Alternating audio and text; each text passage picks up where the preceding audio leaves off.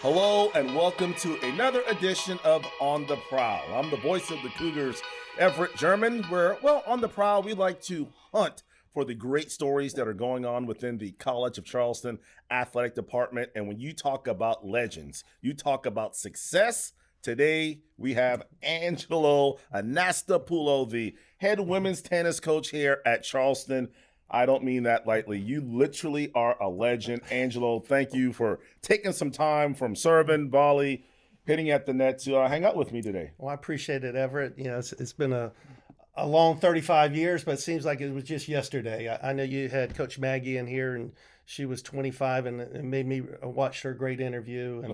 And I remember when I started on, I was 24 years old. Right. And, went to renting a van the first time and said, "You're not old enough to rent a van." So that was, it's been a great run. I didn't even think about that, Angelo. You've been coaching tennis at Charleston longer than Maggie has been alive on this planet. That, not to make you feel old, Angelo, but that's a good reference point to put two and two together. Well, I appreciate. Yes, quite a few. It's very interesting, Everett.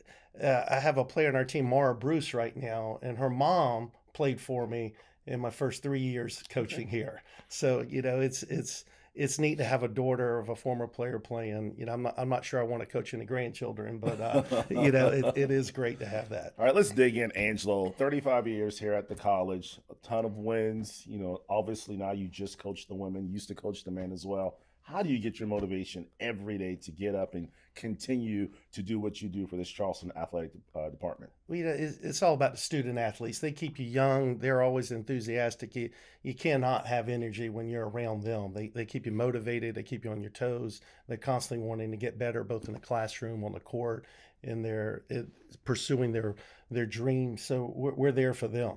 And so that's what motivates me every day. I've always wondered, as a tennis coach, tennis director, in terms of recruiting, like, do you just go to high school matches? Like, how do you find the special ladies that play here at Charleston? Well, that's a great question, Everett.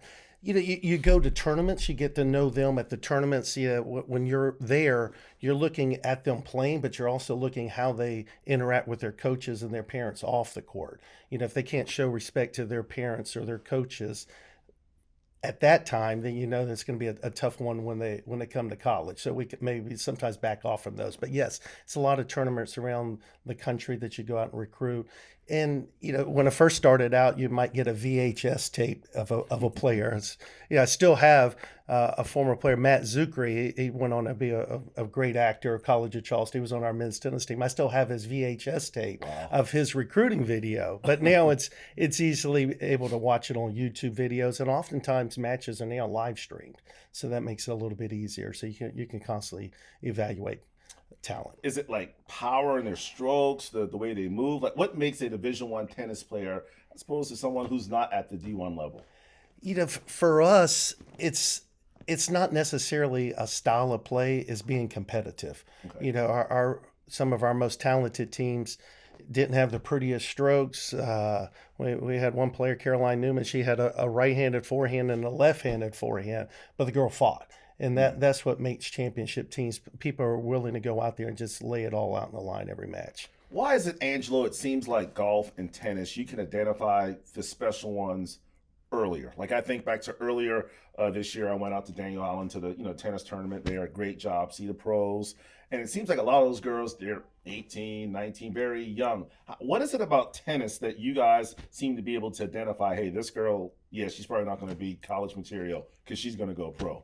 Right. It's a lot of it is eye-hand coordination, the movement, the tracking skills at an early age. It just gives them a little bit of a head start. And, especially with tennis, as I'm sure with golf, Coach Jamie, I'm sure could answer a lot better than me, but it's repetition and it's muscle memory. There was a great documentary where they followed some young up-and-coming tennis players at age 10. And the name of this documentary was 50,000 balls. And it said that you have to hit each stroke 50,000 times in order to develop that muscle memory. Now, that's a slice forehand, a topspin forehand, a flat. And then you're looking at the reverse when somebody hits you a topspin forehand. How you need to hit that 50,000 times just to continue, honing in on that skills. Now, you talked about getting tapes on VHS. Take me back, Angelo, to that first year. You're the head coach here at Charleston. Safe to say, I'm assuming things were a little different. Do you remember your first year as the coach here at Charleston? I do. I remember going through the interview process with Andy Abrams and Jerry Baker, and at that time, Coach Kress was the athletic director, and so met with them, and they were willing to take a risk on a young 24-year-old local guy that wasn't good enough to play at the College of Charleston. Went to the rivalry school and the Citadel. They had to hire one person, and I was the guy from the Citadel, and so I was real appreciative of that. And but I just remember to say, here's your keys, and I think we had a bucket of balls in a closet over there. Good luck. Let us know if you need something, and that was it. And I just had a little word processor. There were no computers back then, and just ran it the best we could, and used a map to get to the location of the matches, and you often wonder, how did we do that? But we managed, and you pulled over to many gas stations and asked for directions, and trusted in a lot of people to get you to where you were trying to go. Well, of course, you have that gorgeous facility over at Patriots Point. Now, obviously, you didn't have that all the time. I can imagine back then you were a one-man show. You pretty much had to do everything, I'm assuming? That's right, Everett. So I was 24 years old without an assistant coaching both teams, and we often traveled with both teams. And at that time, a player would drive the other van. And wow. So, you look back at that and some of the things that we did back then, and those courts, they were right there on Burns Lane. The TD Arena is directly on top of the old 6 tennis courts that we had downtown. It was a great place. I loved. We would often have tourists walking by and hear the rowdiness of the match, and would stop by and take in the match. So we do miss that, but the trade-off of the Turner Tennis Center and what is out there, and having availability of have teams come in there to use our facility to practice and play neutral matches, and come spend spring break with us. It's been a huge plus for us. And the courts downtown, they were used from 8 in the morning until midnight. We taught. I still teach and love teaching the beginning tennis classes, and those started at 8 in the morning until 12. And then there was recreation play 12 to 2, and then practice 2 to 6, and then more recreation play from 6 to midnight. So the courts were used just really nonstop. And yeah, you're blowing the courts, you're trying to hang windscreens, but nothing's changed. We still do the same thing. So it's just at a much nicer place. Now, you talk about blowing the courts. You told me a pretty funny story. You've done that once or twice or a million times in your career. Tell me that little statistic that you have in terms of blowing the courts. Oftentimes when you're driving these vans back late night, your mind, you're trying to stay alert, and you're thinking about interesting things. And we were just coming back from Campbell. It's about 11:30 in the morning on Monday. In the evening, and I started thinking, man, every time I blow those courts, is 3 miles, is back and forth blowing the pollen off and the debris. And you figure that out, about 150 times a year you have to do that, times 35. I've walked there to California, back to Charleston, to California, back to Charleston, to California with a blower. That's crazy, Angelo. So we're on, I think, our 5th set of blowers, and and I think it's about our 10th set of tires. We literally wear the tires out on that thing, but it's probably the most important tool in the programs. Without keeping the courts clean and the availability of having those blowers to dry the courts, we wouldn't be able to have the programs that we have. Now you fast forward. You talked about at one point you coached the men and the women. What were some of those challenges trying to juggle, both of them? What did practice look like, and obviously matches as well? Yeah, it was great having both of them. It was really just one big team, and if one team maybe lost that match, it was great, and the other team won, you would always focus on the team that won. If to the newspaper or something, maybe you conveniently forget to call the scores in on the team that might have lost and whatnot. But no, they were great. They got along together, but it wasn't as much individual attention. The availability to have individual workouts with the players was very limited. It was more managing in teams, but I still miss those Saturday practices where we practiced together on 6 courts. And oftentimes the men's and women's team would hit with each other. And then we'd go on I wasn't running with them, but I would jump on a bicycle and we'd run down to the market and run up the customs house stairs and act like they were Rocky, Oh. things like that. So it really was, but, challenging to go to a restaurant. It was either a Ryan's or Golden Corral, and you got a stack of 24 plates and you throw it on the table and they'd go get the buffet and get something to eat and then, move on. Wow. Yeah. Well, as I look here at your resume, I could go through each and every one, but we'd be here for 2 or 3 hours. The main one I want to highlight is the 600th win that you got, last year. I think it was at UNCW. Talk about that meaningful moment for you to pick up 600 career wins as a tennis coach. Well, I appreciate that, Everett. Thank you. It was a very special day. Obviously, UNCW, I'm sure with most sports, is the rival in the CAA. And, we're playing there. We're jockeying for position in the conference for seeding purposes and whatnot. And it came down to the last match. And it was Bella DeLuise, who's a walk-on for us, and just works incredibly hard, and she clinched that match, and it really brought a tear to my eye, to see somebody that's worked so hard and to win that 600 victory like that. It was a special moment. As a head coach who's been so successful in all facets, I mean, in the classroom, your girls, they kill it. They obviously win. What's the one thing outside of just getting the win, obviously in a match that's just so satisfying for you as a coach, whether it be your current team or some of your former players that say, you know what, coach, at that time, I didn't really understand it, but now it all has come full circle. It's great to see it, just within the last 2 weeks, several former alumni have been in town, and to see their success and with their families and their children, it's really rewarding. But looking back, one of the most astonishing statistic, I guess you would call it, for 3 consecutive years, we had graduates in the honors college. They graduated with a 4.0. Now, usually there's multiple people that have 4.0s when they graduate, I guess, with the regular student body. But for those 3 consecutive years, there were only 1 in the honors college. So technically, I'm not sure technically, but theoretically, we have 3 valedictorians in a row for the College of Charleston. So that started with Caroline Newman.